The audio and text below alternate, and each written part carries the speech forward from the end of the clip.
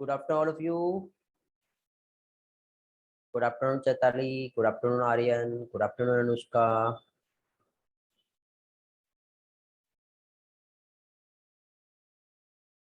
Good afternoon, Pradanya. Good afternoon, Janvi. Good afternoon, Aditya, Riya, Tamanna, Mayure, Swayam. Good afternoon, Delhi. Okay, चलो start करें आज का class.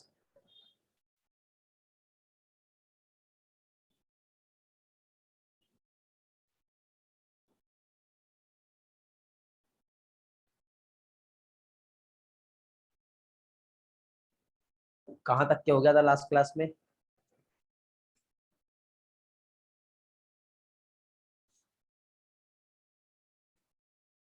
Immune system complete हो गया था।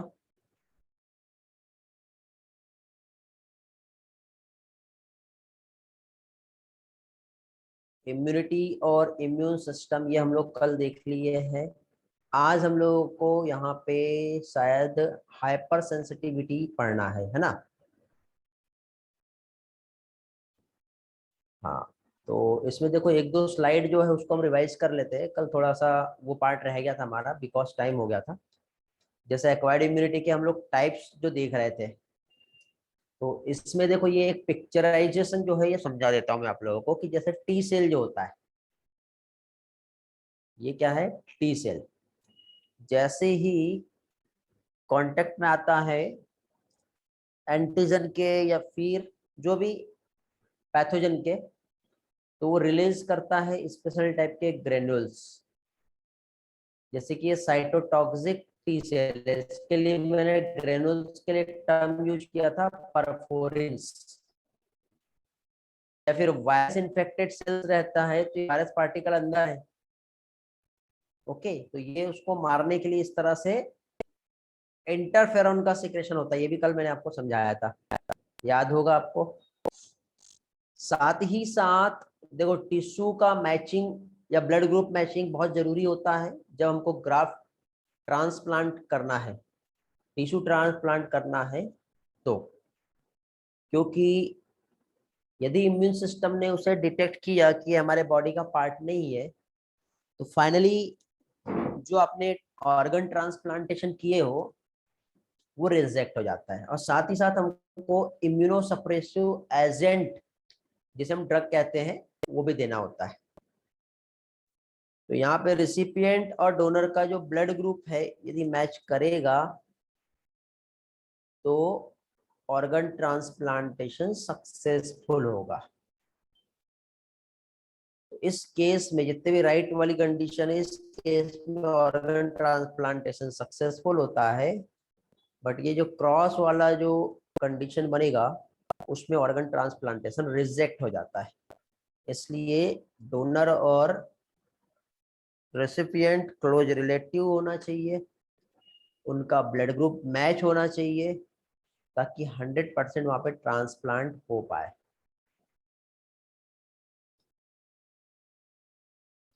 Okay,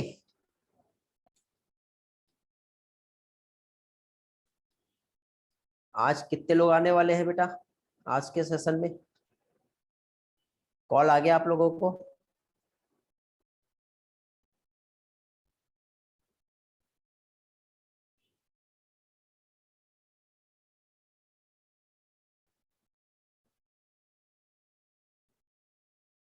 okay, तो जैसे कि कल मैंने आपको इन्फॉर्म किया था, अब आप जो भी स्टूडेंट जिस भी मेंटर से फैकल्टी से मिलेगा, ठीक है, स्पेशली हो सकता है आप नितिन सर से मिले या फिर आशीष सर से मिले, तो आपको एक इस तरह से जो पेज है, इस पेज में आपका नेम, लास्ट जो टेस्ट है उसमें लास्ट टेस्ट में 1 2 और 3 4 और 5 टेस्ट के टोटल स्कोर कितने आए हैं और उसका एवरेज कितना आ रहा है, एवरेज स्कोर ये निकालना है।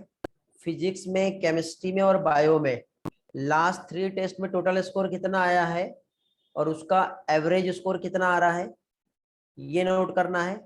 टोटल अब तक मैंने कितने असाइनमेंट दिया आपको? 35 हो सकता है, 38 हो सकता है। उसमें से कितने आपके कंप्लीट हुए हैं और कितने इनकम्प्लीट है, ये लिस्ट बनाना है बेटा, और ये लिस्ट निकाल के सामने रख देना है जिससे भी आप मिलोगे, ठीक है। साथ के साथ जो आपको होमवर्क दिया हुआ है, कौन कौन से होमवर्क थे वो कंप्लीट हुए हैं या नहीं हुए हैं वो भी देखना। तो उसके लिए आप लोगों का जो नोट्स वगैरह हैं वो भी कैरी करना है, फिजिक्स केमिस्ट्री बायो के नोट्स वो भी चेक होंगे, कितना आपने वर्क किए हैं, होमवर्क किए हैं नहीं किए हैं, ये सारी चीजें समझ गए। हेलो। तो जितने भी स्टूडेंट है बेटा, ये सारा 36 हमारे असाइनमेंट है बायो के, तो 36 में कितने आपके कंप्लीट हुए हैं ये आपको बताना है, केमिस्ट्री फिजिक्स बायो सभी के। नीट वालों के लिए ऐसा कुछ नहीं बेटा, आशीष सर भी है, नितिन सर भी है, मैं भी हूँ, मैथ्स वाले सर भी है, सभी के लिए अलग डिवाइड कर दिया गया है और आपकी रिपोर्टिंग ली जा रही है, और साथ ही साथ इस मुद्दे पे वर्क किया जा रहा है कि आपके स्कोर कैसे बढ़ सकते हैं, और आपको प्रॉपर एडवाइस और सजेशन और आपका कैसा स्टडी चल रहा है और क्या प्रॉब्लम हो रहा है उस पर बात की जा रही है, समझे।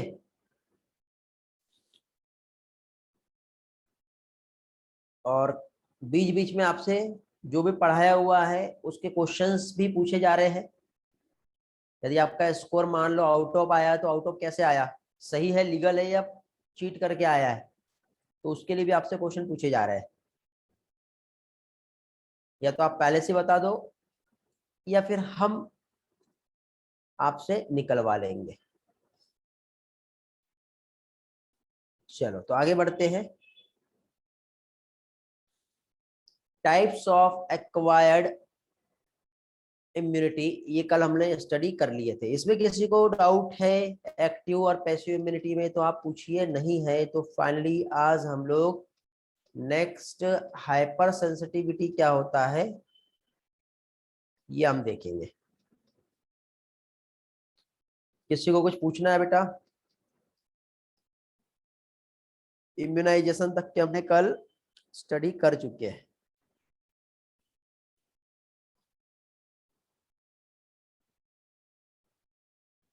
अभी थोड़ी देर पहले ही रिपीट किया बेटा गणेश ऑर्गन ट्रांसप्लांट का मैंने, आप लेट ज्वाइन हुए लगता क्लास में, नहीं समझा। देखो, ऑर्गन ट्रांसप्लांटेशन का मतलब जैसे कि सपोज ये एक पर्सन है, ये इसका यहाँ पर किडनी है मान लो, अब ये किडनी टोटल डिस्ट्रॉय हो गया है, तो हमको इसमें एक हेल्दी किडनी यहाँ पे इंसर्ट करना है।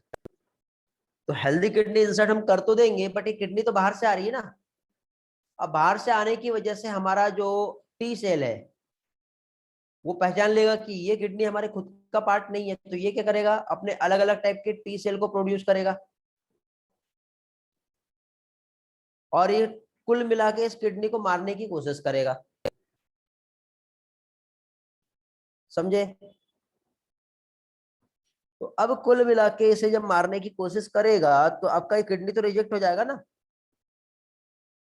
ऐसा क्यों हो रहा है, हो सकता है आपका ब्लड ग्रुप मिसमैच हो रहा हो, सबसे बड़ा रीजन तो यही रहेगा ब्लड ग्रुप का। यदि किसी का ए और किसी का बी है तो वहां पे एंटीजन एंटीबॉडी रिएक्शन होना चालू हो जाएगी, क्योंकि बाहर से जो आया वो एंटीजन समझेगा हमारा बॉडी, तो उसके लिए बनाएगा एंटीबॉडी और उसको मार देगा।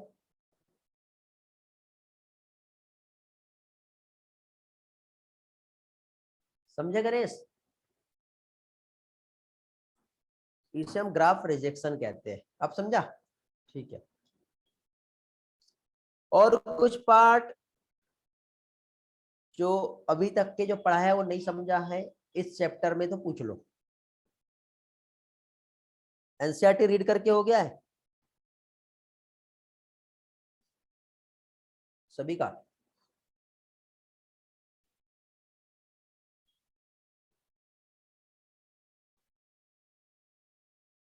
अरे यार इतना धीरे रिस्पॉन्स दोगे तो मैं कैसे पढ़ाऊंगा जल्दी जल्दी,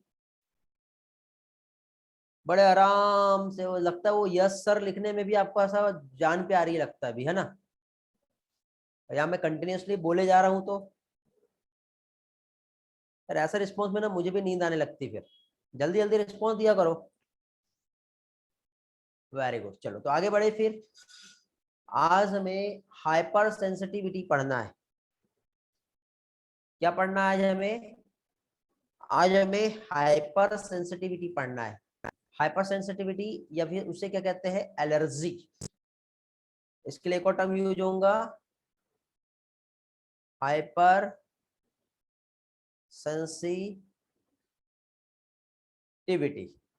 और यहाँ पे एक इम्यूनोग्लोबुलिन्स ई काम करता है, IgE एंटीबॉडी यहाँ पर जो है काम करती है। कौन सा? Immunoglobulin E.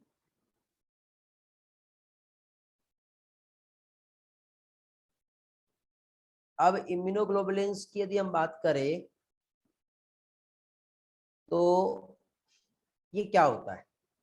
तो देखो क्या होता है, कभी भी किसी भी टाइप के जो एलर्जेंस होते हैं, एलर्जेंस में जैसे कि पॉलन ग्रेन हो सकता है। क्या चीज? पॉलन ग्रेन्स हो सकते हैं। साथ ही साथ हम ये कह सकते हैं कि डस्ट हो सकता है।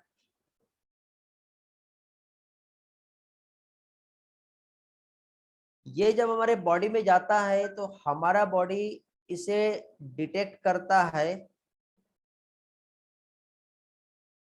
एज अ एंटीजन, और एज अ एंटीजन जब डिटेक्ट किया तो उसको क्या करेगा, ये मार देता है। बट इसको एंटीजन डिटेक्ट किया तो हमारा बॉडी बहुत सारे प्रोटीन्स को प्रोड्यूस करता है और उसको मारने में लग जाता है। तो ऑब्वियसली हमारा बॉडी का सिस्टम कहीं और काम करेगा तो हमारा दूसरे वर्क में वहां पे प्रॉब्लम होंगी। तो इस टाइम पे इस पैथोजन को बाहर निकाल के फेंकने के लिए हमें स्नीजिंग होता है, वाटरी आईज होता है, रनी नोज होता है। ठीक है, इस तरह से यहां पर एक रिस्पॉन्स मिलता है जिसे हम कहते हैं hyper sensitivity, excreted response of immune system. Excreted मतलब बहुत ज्यादा, हम यदि किसी का इम्यून सिस्टम बहुत वीक है तो उसको बहुत तेजी से मारने की कोशिश करेगा उस पैथोजन को, तो उसे एक्स क्या कहेंगे, एक्सरेटेड रिस्पॉन्स जो होता है ये कुछ एलर्जेंस के अगेंस्ट में होता है। माइट्स इन डस्ट, पॉलन ग्रेन्स, एनिमल डेंडर्स, जैसे स्पेशली डॉग जो है झपटता है ना तो उसकी बॉडी से जो पार्टिकल्स निकलेंगे वो भी जो है एलर्जेंस की तरह काम करते हैं। इसे अर्टिकारिया कहते हैं बेटा, अर्टिकारिया एक एलर्जी का टाइप है और एलर्जेंस के अगेंस्ट एक एंटीबॉडी प्रोड्यूस हो रहा है, उसे हम IgE एंटीबॉडी कहते हैं, इम्यूनोग्लोबुलिन्स ई। यहाँ पे IgE एंटीबॉडी मास्ट सेल से बाइंड करके रिलीज करता है हिस्टामाइन और सेरोटोनिन, ये केमिकल्स है जो एलर्जिक रिएक्शंस का रिजल्ट के लिए रिस्पॉन्सिबल होते हैं। कौन रहेगा? हिस्टामाइन। सिम्टम्स क्या रहेंगे इसके? स्नीजिंग रहेगा, वाटरी आई रहेगा, रनी नोज रहेगा, डिफिकल्टी इन ब्रीथिंग रहेगा, वेजिंग, स्किन रैशेस, ये सब देखने को मिलते हैं। एलर्जेंस को डिटर्मिनेट करना है तो पेशेंट में हमको कंटिन्यूसली इंजेक्ट करना पड़ता है एंटीजन को स्मॉल डोज में, और उसकी रिएक्शन की स्टडी करना पड़ता है कि एक्चुअली ऐसा कौन सा पार्टिकल है जिससे इस पर्सन को एलर्जी हो रहा है। एक देखो, एक मॉन्टेकॉप ए एक टेस्ट होता है, ये मॉन्टिकॉस्ट करके होता है, मॉन्टेक टेस्ट भी कहते हैं। ओके, टीबी के लिए की जाती है जो। और दूसरा तरीका वही है, बहुत ही एक्सपेंसिव प्रोसेस है बेटा, क्योंकि 300 टाइप की एलर्जी होती है। किसी को कोई फूड से एलर्जी होता है, किसी को हवा की एलर्जी होती है, किसी को पानी की एलर्जी होती है, मतलब हर किसी को किसी ना किसी चीज की एलर्जी होती ही है। हर किसी को किसी ना किसी टाइप की एलर्जी होती ही है। तो उसको डिटेक्ट करने के लिए अब एक्चुअली कौन से सब्सटेंस से एलर्जी है, डेली रूटीन को फाइंड करके हमें चेक करना पड़ता है कि एलर्जी जो है वो किससे हो रहा है।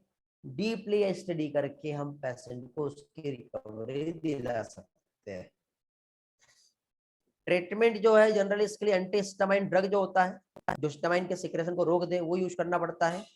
जैसे एड्रेनलिन और स्टेरॉइड जो ड्रग होता है, ये क्विकली एलर्जी के सिम्टम्स को रिड्यूस करेगा। अस्थमा जो है ये एक रेस्पिरेटरी डिसीज है जो एलर्जी की वजह से होता है। पॉलन ग्रेन हमारे बॉडी में गया तो क्या होगा, प्रॉब्लम होगी ना। तो ये भी जो है ये क्या है, एक एलर्जी का टाइप्स है। Modern day of life style हम देखिए तो हमारा इम्यून सिस्टम कंटिन्यूअसली वीक होते जा रहा है और हम एलर्जन से बहुत ही ज्यादा सेंसिटिव होते जा रहे हैं। स्पेशली ऐसे चिल्ड्रन जो मेट्रो सिटी में रहते हैं वो बहुत ज्यादा एलर्जी को सफर कर रहे हैं। स्पेशली अस्थमा उनको ज्यादा हो रहा है क्योंकि उनका बॉडी जो है बहुत ही ज्यादा सेंसिटिव होते जा रहा है एनवायरमेंट के अगेंस्ट। और प्रोटेक्शन जो है मिलाने के लिए वहां पे हमारा इम्यून सिस्टम काम करेगा और फाइनली वहां पे उससे रिलेटेड जो सिम्टम्स है वो देखने को मिलेंगे। ये कहलाता है allergy. It is also known as hyper sensitivity.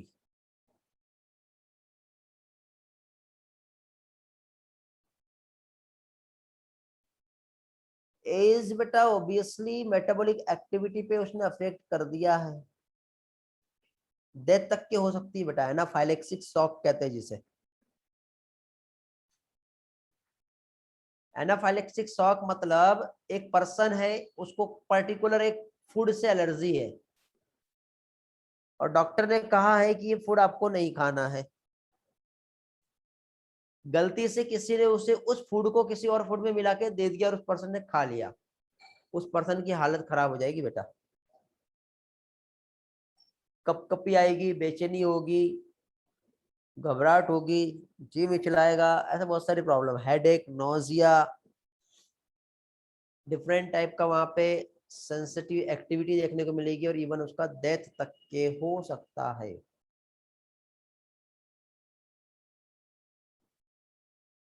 Because उस फूड में कुछ तो भी ऐसा केमिकल है जो उसको सूट नहीं कर रहा है,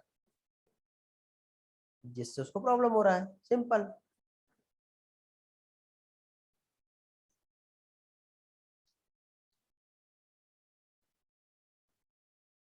इसके बाद नेक्स्ट आता है ऑटो इम्यूनिटी, अथराइटिस। हम लोग पढ़े हैं इसके पहले, माइस्थेनिया ग्रेविस हम लोग पढ़े हैं, ओके। जिसमें ऑटो एंटीबॉडी बनता है जो हमारे ही सिस्टम को क्या करता है, खराब करता है। ये मेमोरी बेस्ड प्रोग्राम होता है इम्यूनिटी का, जिसमें हमारी बॉडी में एक एबिलिटी जो फॉरेन एंटीजेंस को डिफ्रेंशिएट करता है और ये पहचानता है कि हमारा खुद का अपना सेल कौन सा है और बाहर वाले का दूसरा सेल कौन सा है।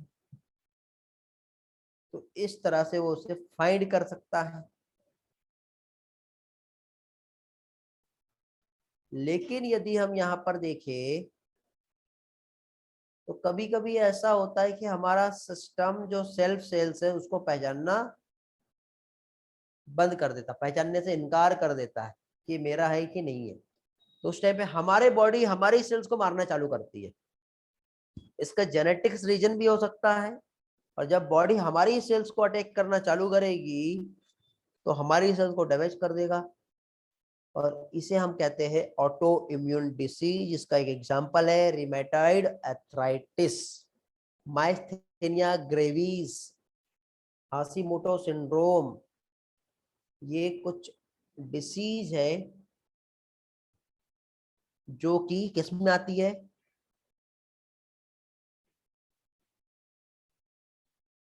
हमारा ऑटो इम्यून डिसऑर्डर में। अल्जाइमर डिसीज होता है एक,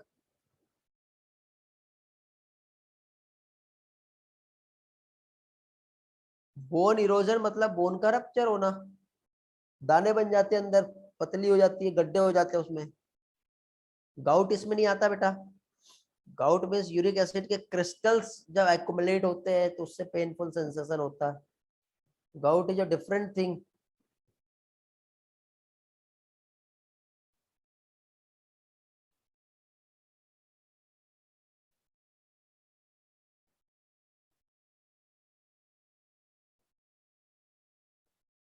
ठीक है, समझ गए।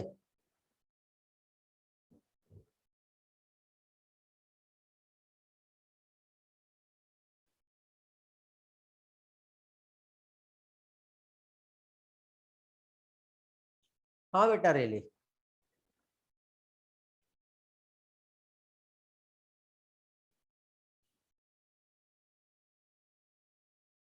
तो फाइनली अगले पार्ट पे आए हम,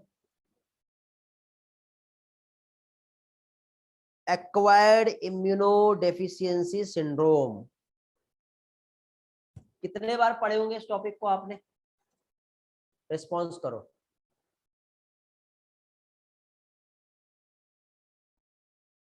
there are so many times. पढ़ाने की जरूरत है क्या?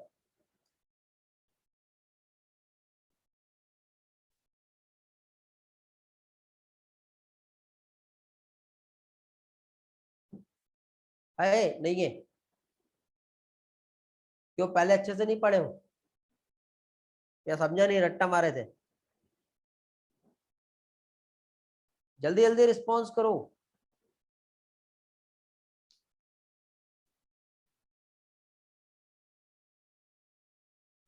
हाँ बेटा थर्व।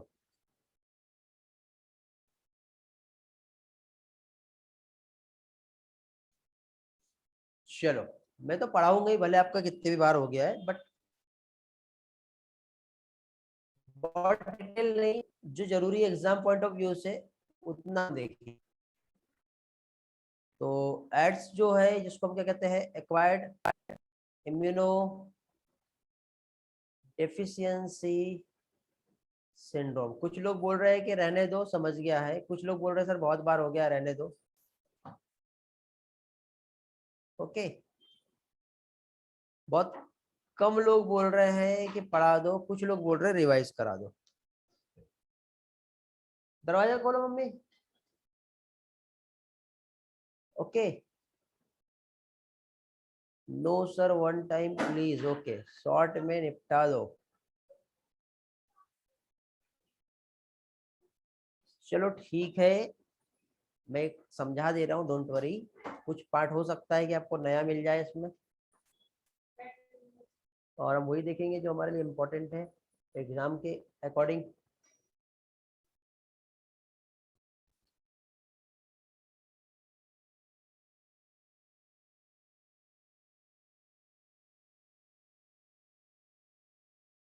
ले लेना, बाद में समझ लो लाइफ साइकिल कैसा होता है।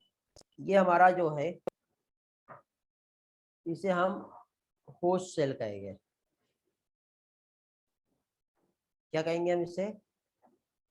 इसे हम होस्ट सेल कहेंगे। इधर एक ये जो है, ये एक वायरस है, और ये वायरस का जेनेटिक मटेरियल है।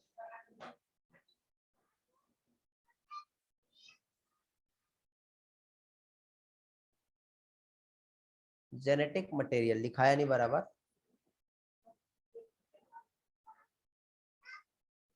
ये जो, ये क्या है, जेनेटिक मटेरियल हो गया वायरस का। जब वायरस इस होस्ट सेल में अटैक करता है तो वो कंप्लीट इंटायर वायरस बॉडी में नहीं जाता बेटा। यहाँ पे ये जो वायरस का ये जो जेनेटिक मटेरियल है, ये ट्रांसफर होता है। इस वायरस में उसके जेनेटिक मटेरियल के साथ ही साथ यहाँ पर एक एंजाइम होता है, RT. What do you mean by RT? Anybody tell me?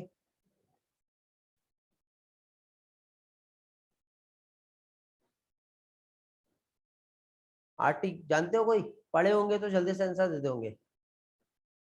What do mean by RT? ये शॉर्ट फॉर्म में बता रहा हूँ आपको। आरटी क्या है? वायरस के बाद जो होता है। क्यों नहीं पढ़े बेटा नीनद? पढ़ के आया करो।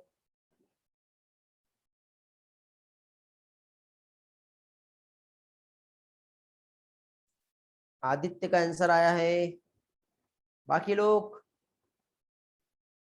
सब सो रहे हैं बेटा, मुझे ऐसे ही लग रहा है। चैतन्य का आंसर आया है।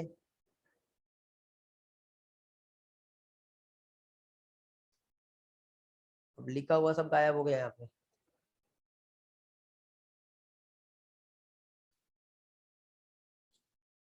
चलो यही वाली स्लाइड में समझाता हूँ आपको, फिर इरेज कर देंगे क्योंकि लिखने के बाद मिट जाए। Very good Janhvi, very good.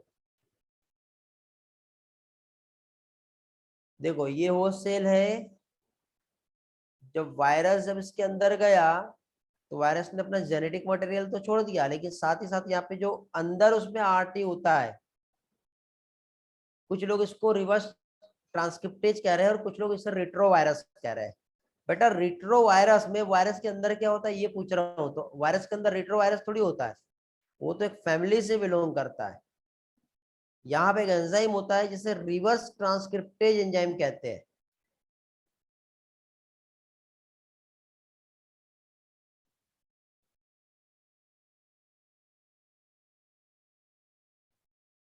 और ये जो रिवर्स ट्रांसक्रिप्टेज एंजाइम जो है ये क्या कर रहा है, ये वायरस ने अपना जो जेनेटिक मटेरियल यहाँ पे छोड़ा, दैट इज आरएनए। अब आरएनए सबसे पहले यहाँ पे रिवर्स ट्रांसक्रिप्टेज एंजाइम की हेल्प से कन्वर्ट हो जाता है डीएनए में। इस फिनोमिना को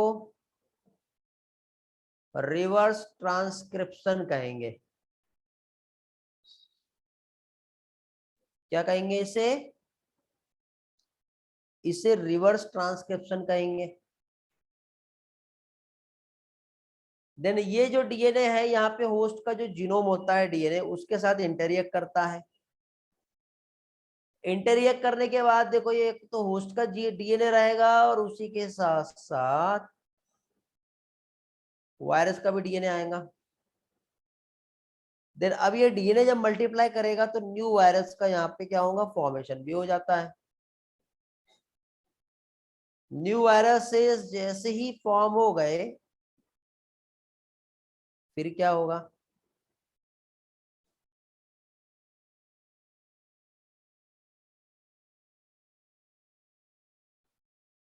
न्यू वायरस के फॉर्म होने के बाद ये सेल को रप्चर करके फिर बाहर निकलेगा, फिर दूसरी सेल को अफेक्ट करेगा।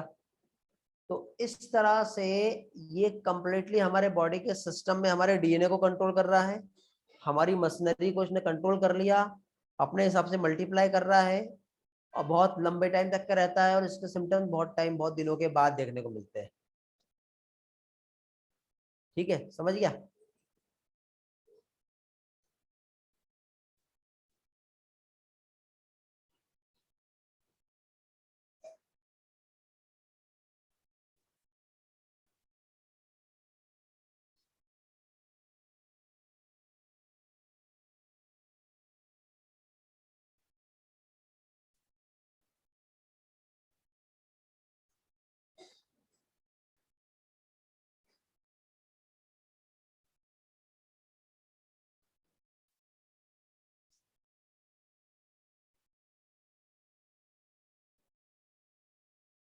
तो चलो थोड़ा सा एक बार ब्रीफली हम समझ लेते हैं डेफिनेशन।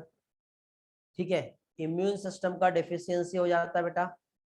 सिंड्रोम मतलब ग्रुप ऑफ सिम्टम्स होते हैं। जनरली ये कॉज होता है एचआईवी वायरस से, जिसे ह्यूमन इम्यूनो डेफिशिएंसी वायरस कहते हैं। ये एक रिट्रोवायरस फैमिली से बिलोंग करता है जिसमें आरएनए जो जेनेटिक मटेरियल होता है। सबसे पहले अमेरिका में 1981 में इसको रिपोर्टेड किया था। लास्ट 25 ईयर्स में यदि हम देखें तो 25 मिलियन पर्सन को क्या है, किल कर दिया इस वायरस ने। ठीक है, जनरली यहाँ पे यदि हम देखें तो इसका ट्रांसमिशन कैसे होता है ये आप जानते हो बेटा। ठीक है, sexual contact infected person, contaminated blood and blood product, syringe infected needle जो है, ठीक है, इन्फेक्टेड मदर से उसके चाइल्ड में, ये सारे तरीके हैं जिसकी वजह से ये जो है ये स्प्रेड होता है। अब क्वेश्चन ये है कि चाइल्ड में उनकी मदर से जब HIV का इन्फेक्शन होता है तो ये एक जेनेटिक डिसऑर्डर है या फिर कंटेजियस डिसऑर्डर है? क्या कहोगे इसे, आप बताइए। इस डिसऑर्डर का क्या नाम दोगे आप? रिस्पॉन्स करो जल्दी से।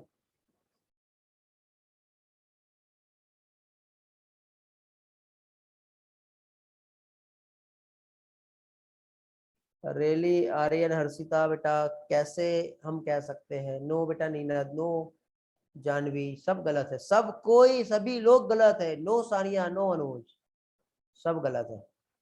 How can we say that? कैसे पॉसिबल है बताइए आप। कुछ तो लॉजिक होगा।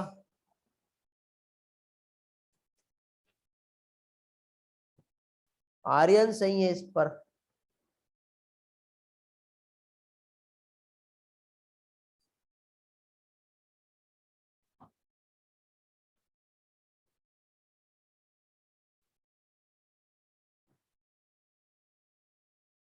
गणेश को तो क्वेश्चन ही नहीं पता क्या कहा मैंने। अभी नीनत आप सही हो।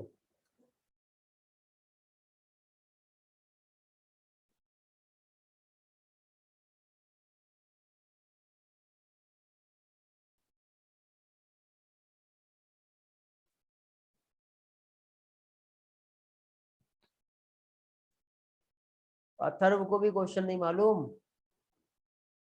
ये जो डिसऑर्डर हो रहा है ना ये वाला, ये जेनेटिक डिसऑर्डर है या नहीं है, ये पूछा मैंने।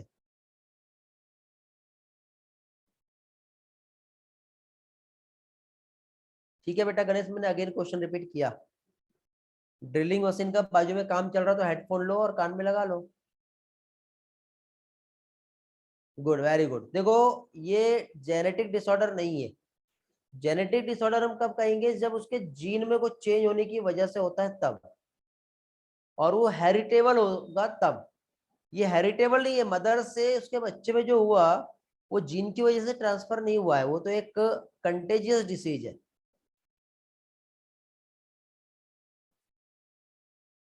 समझे?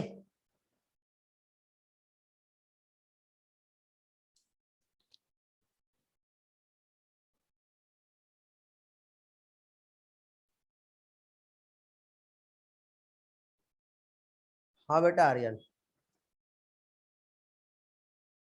बार्बर शॉप में new blade for new person जरूरी है, क्योंकि ब्लड का ट्रांसफ्यूजन हो सकता है ना उसमें, तो अफेक्ट होने ही वाला है। प्यूपल में बहुत हाई रिस्क रहता है बेटा यदि हो जाए तो। और कौन से? Multiple partners, sex partners, drug addictions जो इंट्रावेनसली लेते हैं, ये देखो, HIV, मदर, इंडिविजुअल्स जो रिपीटेड ब्लड ट्रांसफ्यूजन कर रहा है, तो इन लोगों में हाई रिस्क, हाई चांस रहता है जिससे ये वायरस ट्रांसमिट हो सकता है। ठीक है।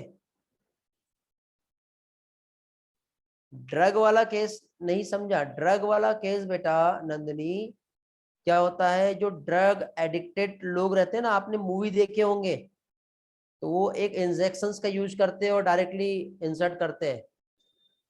संजू मूवी याद है?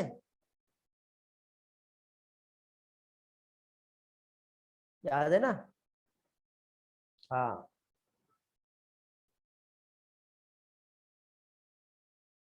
तो ये कंडीशन होती है,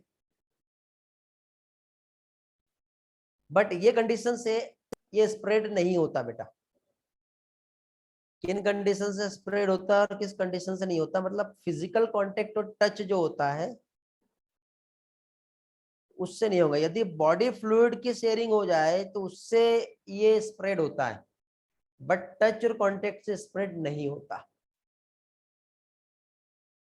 ओके।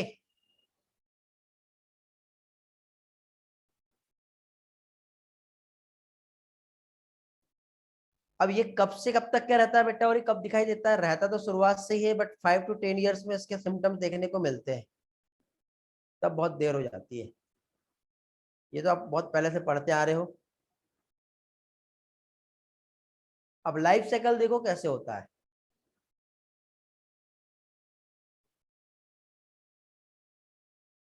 लाइफ साइकिल कैसा है, तो देखो वायरस एंटर किया, ये वायरस नहीं गया, सिर्फ उसका जीनोम गया विथ आरटी।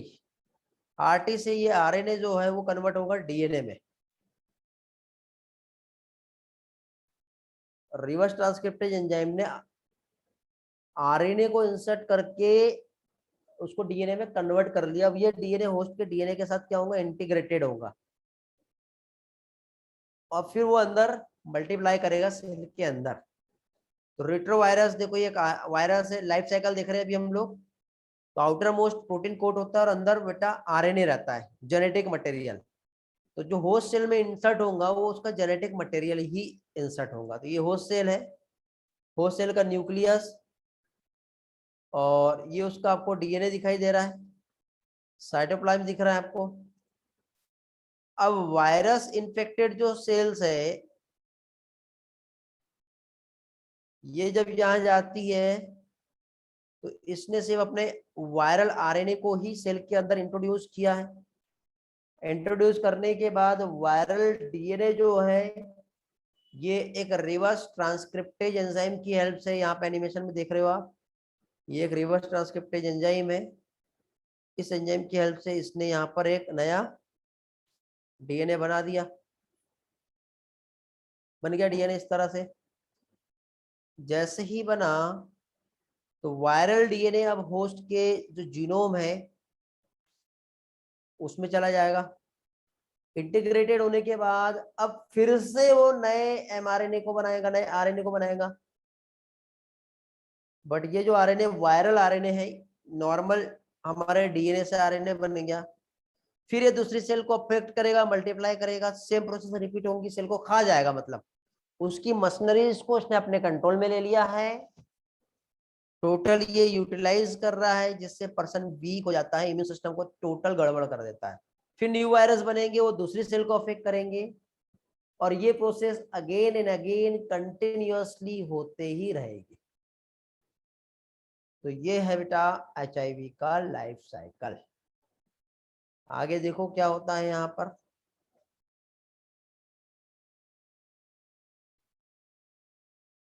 एनसीईआरटी ने भी ऐसे ही कुछ दिया है, एक बार एनसीईआरटी में उस डायग्राम को रीड करो जल्दी।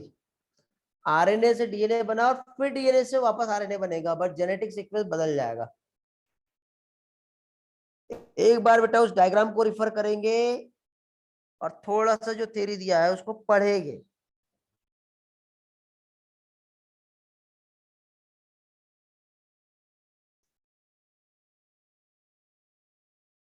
हो जाए तो डन लिख के भेज दोगे।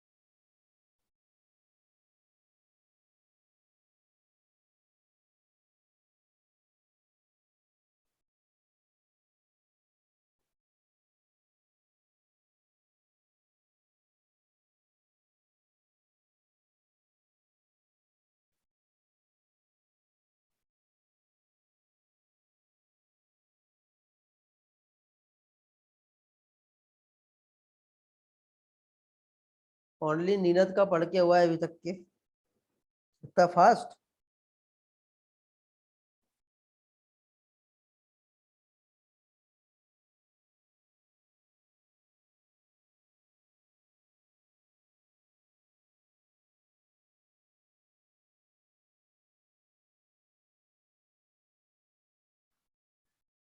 ओके। रिस्पॉन्स करो जल्दी से, पढ़ के हो गया होगा तो। डायग्राम देखना है और स्टेटमेंट पढ़ना है। हर्षिता का हो गया, नंदिनी का हो गया है,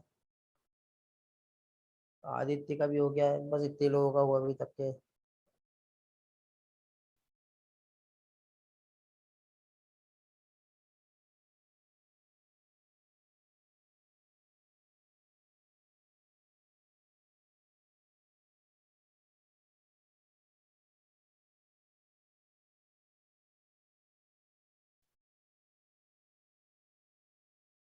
अनुष्का, प्रज्ञा, आर्यन, जानवी, गणेश।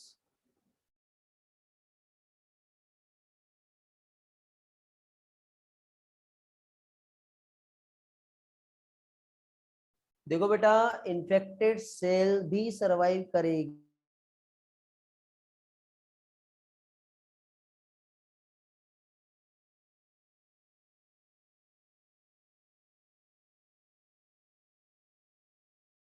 उसके अंदर फिर से रेप्लिकेशन होगा बेटा डीएनए का, रेप्लिकेटेड नंबर में कॉपीज में उसका फॉर्मेशन होगा। देखो वही चीज है यहाँ पे, क्या हो रहा है देखो, ध्यान से समझो।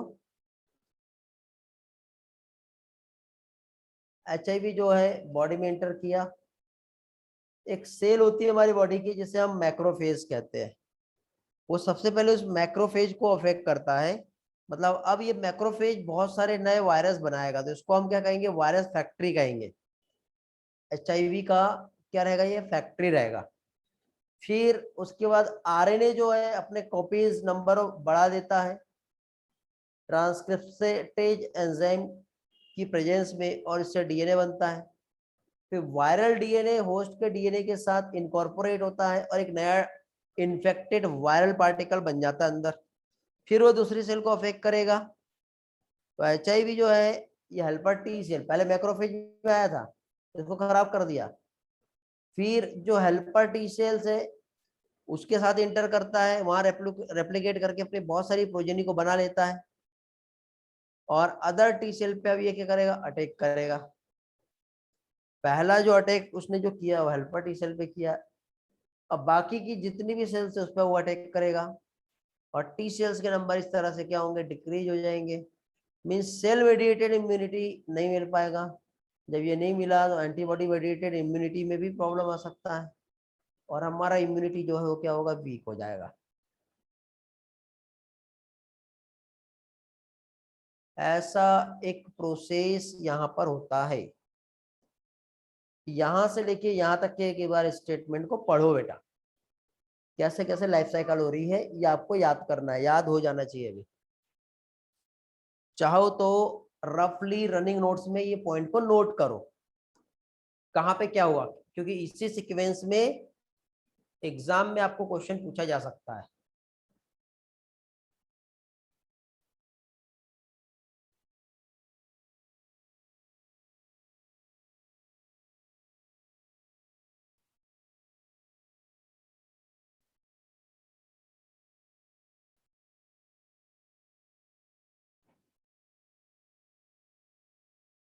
हो गया, नोट किए क्या?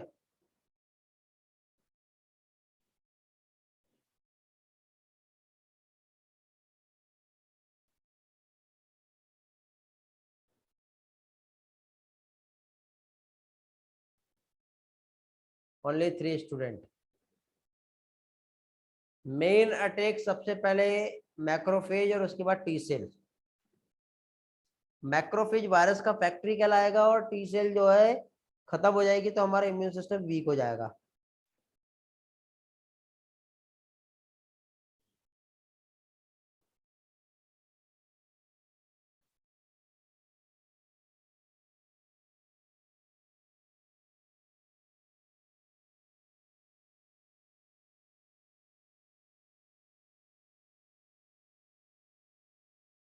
फोर्थ स्टेप बताना है। रेली को डाउट आ रहा है, ठीक है, इसलिए कहा पढ़ लो। अभी आपको डीएनए रेप्लिकेशन का सिर्फ डेफिनेशन याद रखना, मैकेनिज्म क्या होता है हम जब टॉपिक पढ़ेंगे तब समझेगा। अभी आप ये याद रखो कि डीएनए से ही डीएनए का फॉर्मेशन होता है।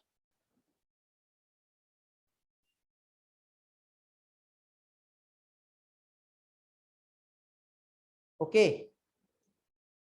1 2 3 4 viral DNA incorporate into host DNA. देखो जैसे कि सपोज ये वायरस का डीएनए है,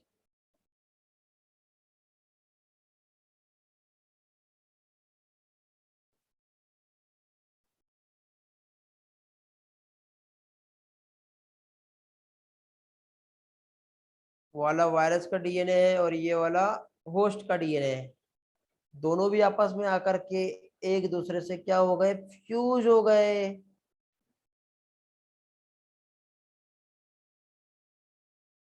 तो वायरल डीएनए ने होस्ट के डीएनए के साथ इनकॉर्पोरेट कर लिया।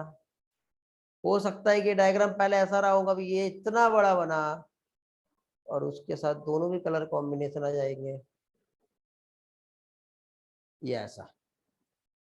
मतलब यहाँ पे वायरस का डीएनए और होस्ट का डीएनए दोनों भी रहेगा, इसको इनकॉर्पोरेट कहते हैं।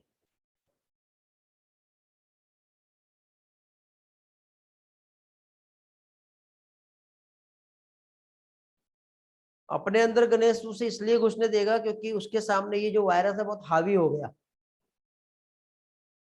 इसलिए वो वायरस डायरेक्टली आ जाता है। कोविड में भी तो ऐसे ही हो रहा है। जब हमारा इम्यून सिस्टम तगड़ा है तो कोविड तो हमें होना ही नहीं चाहिए, ऐसा नहीं रहता।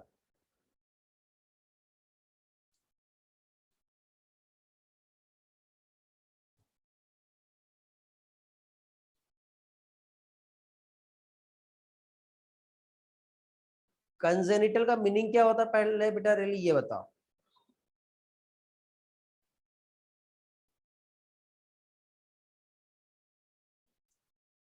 रेट्रोवायरस एक ग्रुप ऑफ वायरस फैमिली होता है, उसका एक मेंबर एचआईवी है।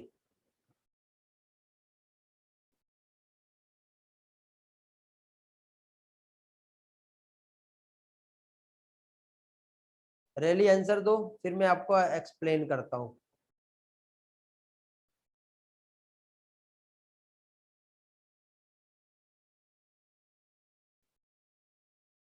नहीं बेटा ऐसा नहीं है, उसके लिए एक्यूट और क्रोनिक टर्म यूज होता है।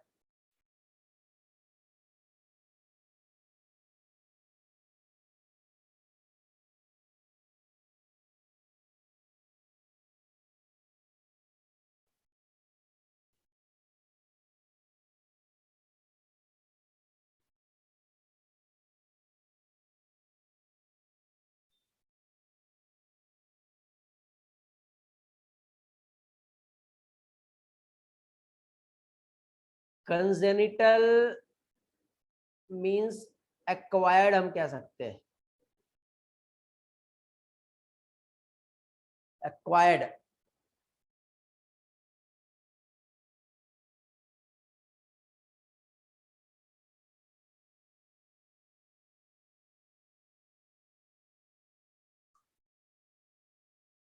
हाँ बेटा आर्यन।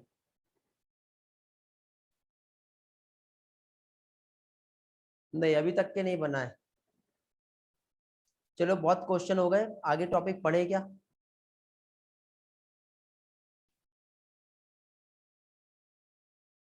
रियली देखो एड्स कंजेनिटल नहीं है। कंजेनिटल मतलब ऐसी डिसीज जो बाय बर्थ हमें मिलती है। अब बाय बर्थ यदि हम यहाँ पे देखें तो एड्स बाय बर्थ जो है वो जेनेटिक्स की वजह से नहीं होता है ना, वो तो बाद में भी होता है फिर, इसलिए उसे हम नहीं कहते। चलो आगे बढ़ रहे हैं अभी जल्दी जल्दी। क्या देखेंगे अभी हम लोग। अब यहाँ पे इफेक्ट, डायग्नोसिस एंड ट्रीटमेंट। तो इफेक्ट बेटा देखो ये कुछ इस तरह के सिम्टम्स देखने को मिलते हैं। पर्सन जो फीवर होगा, डायरिया होगा, वेट लॉस हो जाता है, ठीक है। टी हेल्पर सेल की डेफिशिएंसी हुई तो हमारा इम्यून सिस्टम ऐसे ही वीक हो जाएगा। तो अदर जो पैथोजन है, ये जम्स है, वो जल्दी जल्दी हमारे को क्या करेंगे, अफेक्ट करेंगे, ठीक है। बहुत जल्दी डिसीज होगा। डायग्नोसिस का एक ही है, यदि देखा जाए तो एक एंजाइम एलिजा बोलते हैं, जिसे ELISA, ELISA enzyme link immunosorbent ऐसे। ये एक एनालिसिस होती है जिसकी हेल्प से क्या चीज हम ट्रीट कर सकते हैं, डायग्नोज कर सकते हैं। और ट्रीटमेंट कुछ मेडिसिन अवेलेबल है, एंटीवायरल जो ड्रग्स है जिसका हम यूज करके पेशेंट का सिर्फ लाइफ बढ़ा सकते हैं बट वायरस को मार नहीं सकते। तो ये एक पार्ट जो आपके लिए बहुत ही ज्यादा इम्पोर्टेंट है, याद रखना है। ओके, हो गया क्लियर? फाइनली प्रिवेंशन कैसे होगा बताओ।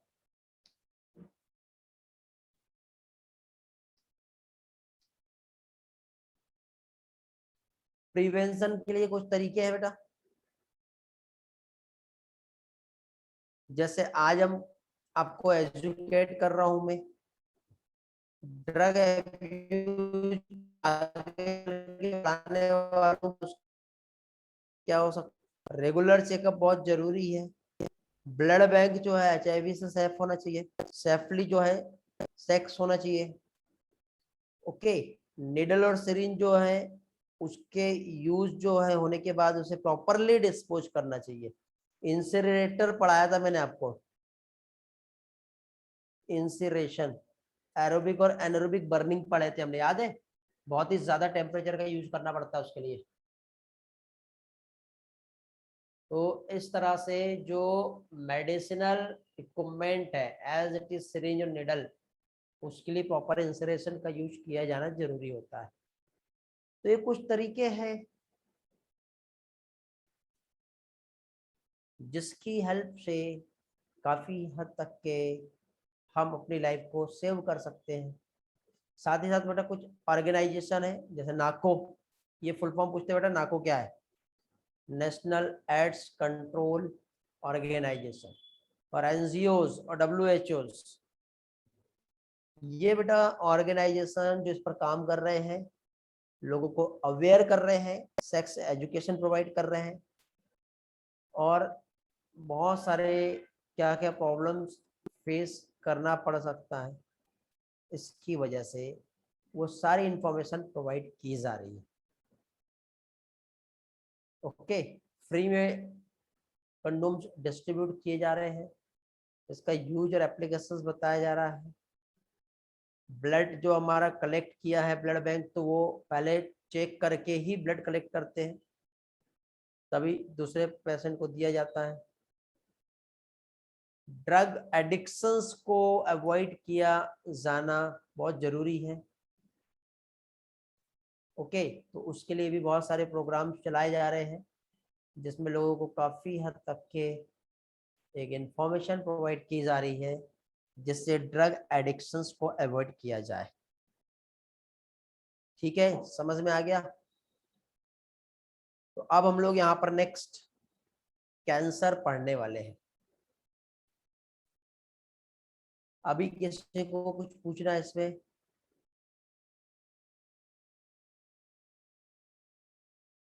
पाँच से 10 साल तक के, किसी को जल्दी दिखते किसी को लेट दिखते हैं। अब 2 मिनट का टाइम दो, पानी पी के आता हूँ मैं, फिर कंटिन्यू करते हैं। ओके।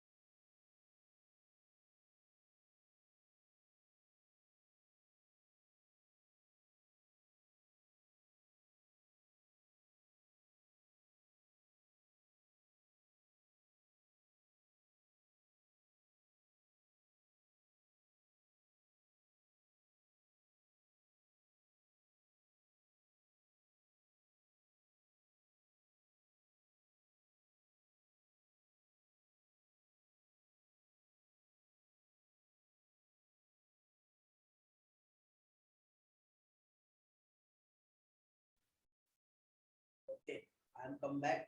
आवाज आ रहा है मेरा सभी को? स्टार्ट करें आगे का पार्ट। कैंसर पढ़ना है बेटा। देखो ये चैप्टर टोटल थ्योरी पर बेस्ड है, इसलिए मैं आपको ये वाला चैप्टर भी स्लाइड से ही समझा रहा हूँ। साउंड कम है, सॉरी माइक नहीं लगाया था। अभी आ रहा सही? हाँ, तो ये थ्योरी पर बेस्ड चैप्टर है, इसलिए हम लोग स्लाइड से ही देख रहे हैं इसे। जहां समझाने जैसा है वहां पे मैं समझा रहा हूँ। यदि इसके बाद भी किसी को कुछ प्रॉब्लम रहता है तो मैं हूँ, मुझे पूछिए, मैं आपको क्लियर कराऊंगा सारी चीजें। तो कैंसर में लोगों की हालत क्या हो जाती है तो आप जान ही रहे हो बेटा, देख ही रहे हो, मैलिग्नेंट हो रहा है। नॉर्मल देखो कोई भी सेल होती है, आपको याद होगा हम लोगों ने सेल डिवीजन पढ़े हैं। एक पेरेंटल सेल डिवाइड हो रहा है और डिवाइड होने के बाद सेल में जो सेल डिवीजन हो रहा है, तो एक टाइम के बाद सेल्स का बर्थ होगा। बर्थ होने के बाद वो प्रोसीड होता है, देन उसके बाद डेथ हो जाता है। और ये सेल डिवीजन एक कंट्रोल प्रोसेस होता है। जब सेल डिवाइड हो रही रहती है और कंटिन्यूड जब डिवीजन होते रहेगा और जब उसे पता चलेगा कि मेरे पास और ज्यादा स्पेस नहीं है, ये जैसे कि दीवार है, इस दीवार के बाहर वो नहीं निकलेगी ना, तो अब सेल डिवीजन होना बंद हो जाएगा। इसको कॉन्टेक्ट इनहिबिशन कहते हैं।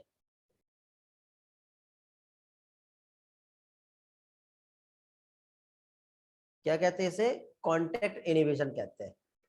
कॉन्टेक्ट इनहिबिशन का मतलब होता है कि जब सेल डिवाइड हो रही है और उसके नियर बाय सराउंडिंग कोई दूसरी सेल प्रेजेंट है और सेल डिवाइड होने के बाद जब उससे कांटेक्ट होगा तो सेल डिवीजन होना बंद हो जाएगा, रुक जाएगा। ये नॉर्मल सेल के फंक्शन है बेटा। लेकिन कैंसर के केस में ये जो डिवीजन है ये टोटली अनकंट्रोल्ड रहेगा।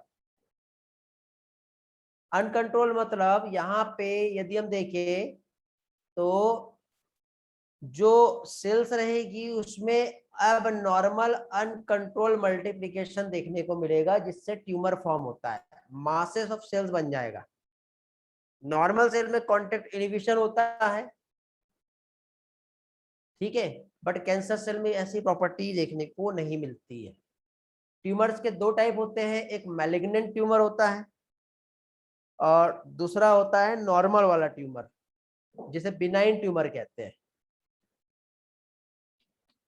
बिनाइन ट्यूमर मतलब जस्ट अभी अभी हुआ है, जिसको डिटेक्ट कर लिया गया तो हम यहाँ पे कंट्रोल कर सकते हैं।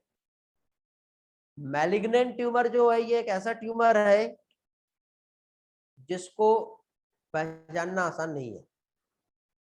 लंबे टाइम के बाद होने के बाद, डिटेक्ट करने के बाद भी हम उसे कंट्रोल नहीं कर सकते।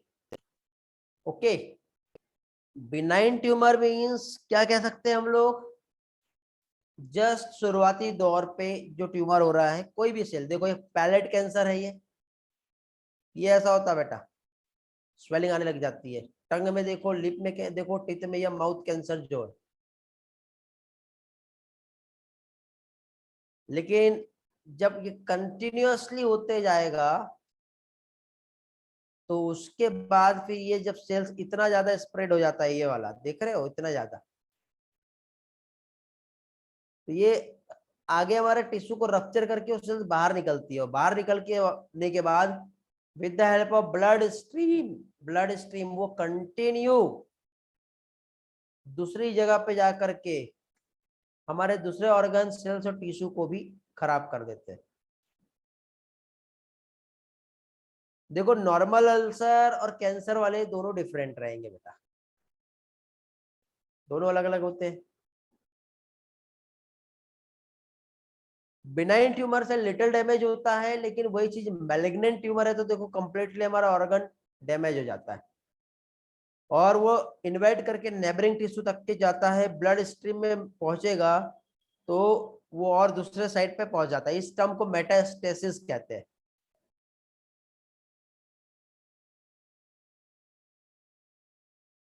मेटास्टेसिस मतलब एक ट्यूमर एक जगह से दूसरी जगह पे पहुंच रहा है। तो मैलिग्नेंट ट्यूमर क्या होगा बेटा? मासेस ऑफ परिफरेटिंग सेल, जिसे हम न्यूप्लास्टिक ट्यूमर सेल कहते हैं, रैपिडली ग्रो करेगी और सराउंडिंग जो नॉर्मल टिश्यू है उसको डैमेज करना चालू कर देगा। एक्टिव डिवीजन और ग्रोथ यहाँ पे देखने को मिलता है। जो हमारी नॉर्मल सेल है वो लिमिटेड खाना खाएगी, बट कैंसर सेल को बहुत ज्यादा भूखी रहती है, तो जितना भी जो न्यूट्रिएंट है वो हमारे बॉडी को नहीं मिलता, वो कैंसर सेल खाना चालू करती है और ज्यादा खाएगी और ज्यादा डेवलपमेंट उसमें होगा। ओके, मेटास्टेसिस का टर्म मैंने थोड़ी देर पहले ही समझा दिया हूँ, पढ़ लो यहाँ पे क्या दिया मेटास्टेसिस का मीनिंग। मेटास्टेसिस का मतलब होता है कि cells sludged from the tumor reach the other side via the blood where they form new tumor. This is called metastasis. मतलब एक जगह का ट्यूमर दूसरी जगह पे जो स्प्रेड हो रहा है उसके लिए टर्म यूज होता है जिसे कहते हैं मेटास्टेसिस। अब कैंसर कॉजिंग जो एजेंट होते हैं जिससे कैंसर कॉज होता है, इसमें एक आता है कार्सिनोजन कहते हैं जिसे, कैंसर कॉजिंग एजेंट, जिसमें यूवी रेडिएशन हो सकता है जिसे हम फिजिकल एजेंट कहते हैं, कुछ केमिकल्स हो सकते हैं, ठीक है।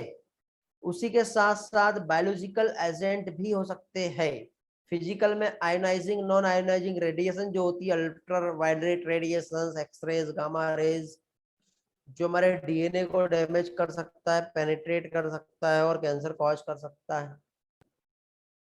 टोबैको स्मोक जो है सबसे बड़ा एक रीजन है जिससे कैंसर कॉज होता है, ये तो आप जानते ही हो बेटा।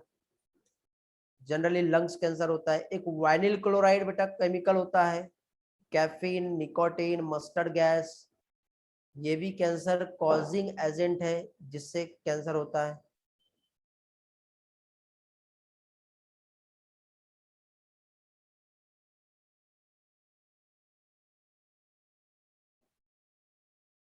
उसके बाद ऑन्कोजेनिक कैंसर मींस हमारे बॉडी में एक स्पेशल टाइप के जीन होते हैं जो इनएक्टिव फॉर्म में होते हैं, उसे हम ऑन्कोजीन कहते हैं, ठीक है। सी ऑन्कोजीन नॉर्मल सेल रहता है, लेकिन यदि ये एक्टिवेटेड हो गए तो वो ऑन्कोजेनिक जीन में कन्वर्ट हो जाते हैं और वो ऑन्कोजेनिक जीन जो होते हैं वो हमारे को अफेक्ट करते हैं, मतलब हमारे बॉडी में कैंसर कॉज कर देते हैं।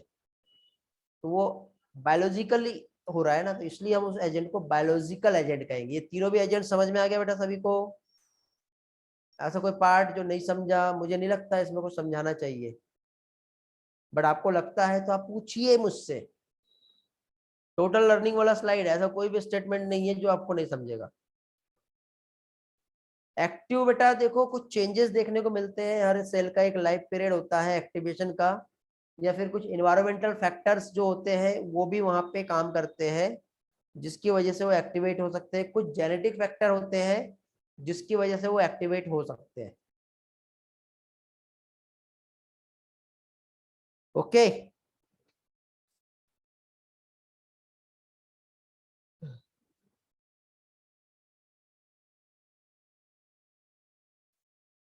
कल कितने लोग आए थे बेटा?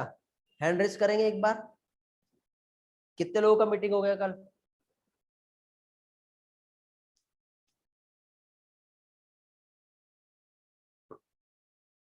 बस 4 ही लोग? आशीष सर, नितिन सर के साथ भी तो रहे होंगे आप।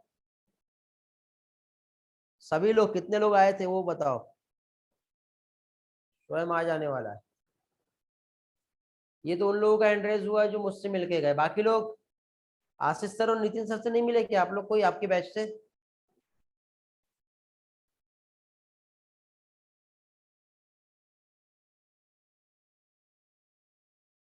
चलो ठीक है।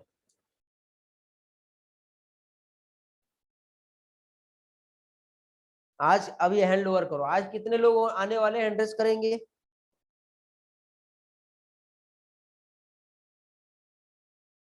अनु, स्वयं, आर्या, सरवरी, शैताली, साक्षी, इतने लोग हैं? 8 लोग। 4 लोग और होंगे कोई तो भी, जेई के होंगे फिर वो 4 लोग, सावेरी, प्रांजल, और 3 लोग कोई और होंगे।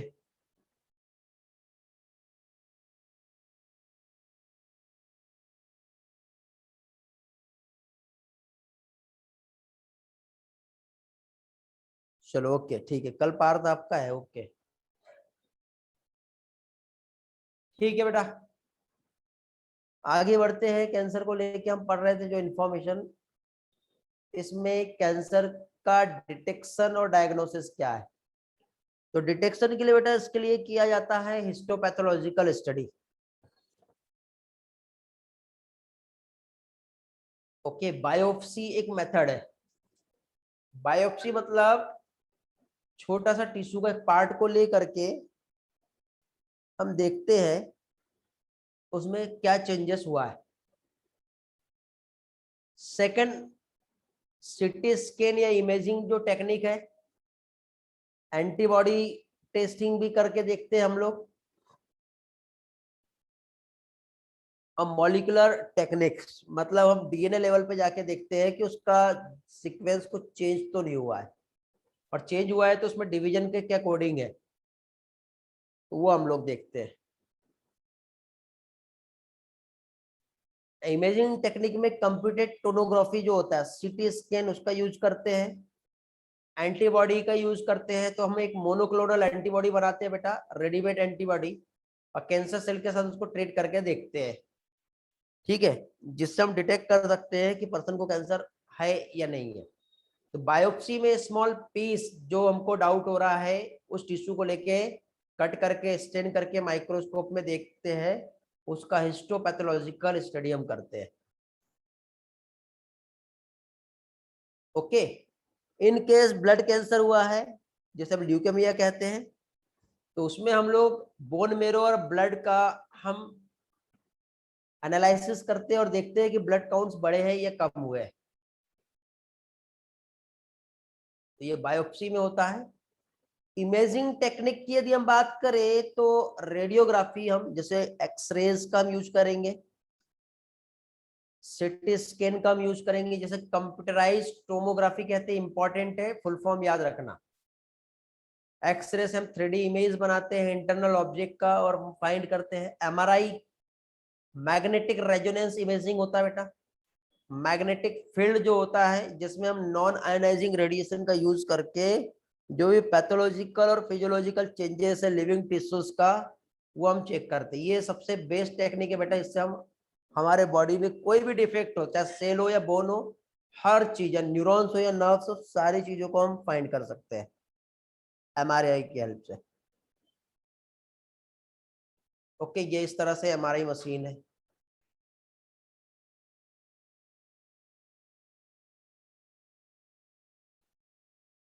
ओके, तो ये तरीका है जिससे कैंसर को हम डिटेक्ट कर रहे हैं, डायग्नोस कर रहे हैं। एंटीबॉडी जो होता है कैंसर स्पेसिफिक, हम स्पेशल एंटीजन का यूज करते हैं। सॉरी, हम लोग क्या है, एक स्पेशल एंटीबॉडी का यूज करते हैं जिसे मोनोक्लोनल एंटीबॉडी कहते हैं, और कैंसर स्पेसिफिक एंटीजन के लिए बनी रहती है वो, और उससे वो बाइंड करेगी, तब हम उसको फाइंड कर सकते हैं। मॉलिक्यूलर बायोलॉजी टेक्निक में हम कैंसर रिलेटेड जो जीन होते हैं, ठीक है, जिसको हम कार्सिनोजेंस कहते हैं, टोबैको स्मोक, ठीक है, जो केमिकल्स है, ठीक, जिसने कुछ हमारे जेनेटिक मॉडिफिकेशन ला तो नहीं दिया, उसको हम मॉलिक्यूलर लेवल पे जाकर चेक करके फाइंड कर सकते हैं कैंसर हुआ है या नहीं हुआ है। अब ट्रीटमेंट बेटा इसका इम्यूनोथेरेपी है, कीमोथेरेपी है, रेडिएशन थेरेपी है। ठीक है, रेडियोथेरेपी में हम ट्यूमर सेल्स जो है उसको रेडिएशन दे करके ट्रीट करते हैं without damaging surrounding tissue. Particular part पे हम रेडिएशन ट्रीटमेंट देंगे और उस सेल को किल करेंगे। कीमोथेरेपी हम केमिकल का यूज करते हैं, जनरली बहुत सारे ड्रग्स होते हैं जिसके साइड इफेक्ट होते हैं, और उस साइड इफेक्ट की वजह से हेयर लॉस होता है और एनीमिया होता है। बहुत दिनों से एक स्टूडेंट मुझसे पूछ रहा था, ये उसका आंसर है। इम्यूनोथेरेपी से हम क्या करते हैं बेटा, बायोलॉजिकल मॉडिफायर होता है, जैसे एक अल्फा इंटरफेरॉन होता है जिसका हम यूज करते हैं, जो हमारे इम्यून सिस्टम को एक्टिवेट करता है और ट्यूमर सेल्स को क्या करेगा, ये डिस्ट्रॉय कर देता है। ओके, और लास्ट में सर्जरी, कुछ नहीं बचा तो आखिरी ऑप्शन यही रहता है, सर्जरी की हेल्प से हम क्या है, कैंसर को ट्रीट करते हैं। और बहुत सारे कैंसर में हम ये सारे मेथड के कॉम्बिनेशन का यूज करके हम जनरली ट्रीट करते हैं। अब कीमोथेरेपी में हम केमिकल का यूज कर रहे हैं। थोड़ी देर पहले मैंने बताया था कि कैंसर सेल जो होता है उसका फीडिंग हैबिट जो होता है, खाना खाने के तरीके वो बदल जाते हैं, बहुत तेजी से खाता है, मतलब वो नॉर्मल सेल से कॉम्पिटिट करेगा और नॉर्मल सेल का खाना भी वो कैंसर सेल खा लेगा। तो जब हम केमिकल यूज कर रहे हैं तो नॉर्मल सेल तो अफेक्ट होगी, उससे ज्यादा कैंसर सेल अफेक्ट होती है, क्योंकि उसका फूड को खाने का जो कैपेसिटी है बहुत तेज है, बहुत फास्ट है। ओके, तो फाइनली कैंसर भी आज आपका कंप्लीट होता है। ड्रग, स्मोकिंग, अल्कोहल अब्यूज, ये भी टोटल थ्योरी पर बेस्ड चैप्टर है, टोटल थ्योरीज है जिसको हम लोगों को आगे आने वाले चैप्टर्स में स्टडी करना है। अब आज के पार्ट किसी को कुछ लगे होंगे, कहीं फास्ट हो गया, कहीं स्लो हो गया, कहीं समझा नहीं, तो अभी आप मुझसे पूछ सकते हो। क्लियर है तो क्लियर है का रिस्पॉन्स मुझे भेज दो, कुछ पूछना है तो क्वेश्चन मुझसे पूछ लो। ये ड्रग एडिक्शन इसी चैप्टर में बेटा, ह्यूमन हेल्थ एंड डिसीज। किसी के कोई डाउट है बेटा, कोई पार्ट रिवाइज करना है तो अभी है हमारे पास 10 मिनट का टाइम, और यदि सारी चीजें क्लियर है तो यू कैन लीव नाउ। ज्यादा स्ट्रेस देके पढ़ के कोई फायदा नहीं, रिलैक्स माइंड रखो ताकि अगला आप रिवीजन और स्टडी अच्छे से कर सकते हो। ऑटो इम्यूनिटी रिवाइज करा दे रहा हूँ। ऑटो इम्यूनिटी देखो, आपको एक एग्जांपल माइस्थेनिया ग्रेविस बता रहा हूं मैं। जैसे कि सपोज ये हमारा न्यूरॉन का एक्सॉन टर्मिनल है और ये हमारा मसल्स है और ये है न्यूरोमस्कुलर जंक्शंस। यहाँ पर न्यूरोट्रांसमीटर है एसिटिलकोलिन, इधर से सिग्नल आते हैं तो ये एसिटिलकोलिन मतलब न्यूरोट्रांसमीटर वेसिकल में जो है वेसिकल फट जाती है और एसिटिलकोलिन रिलीज हो जाते हैं।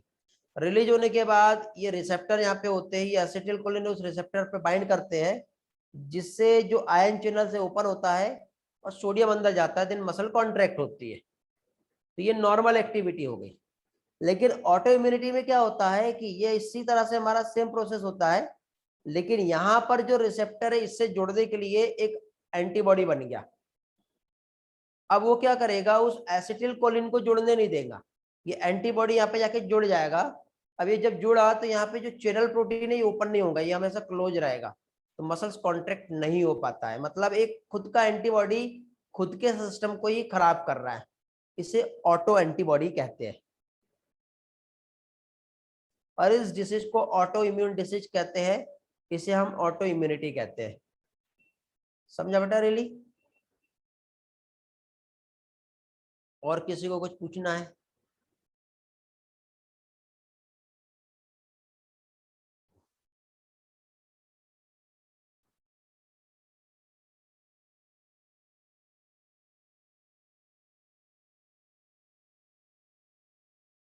और किसी के कोई डाउट नहीं है तो फिर फाइनली क्लास एंड करते हैं फिर आज का।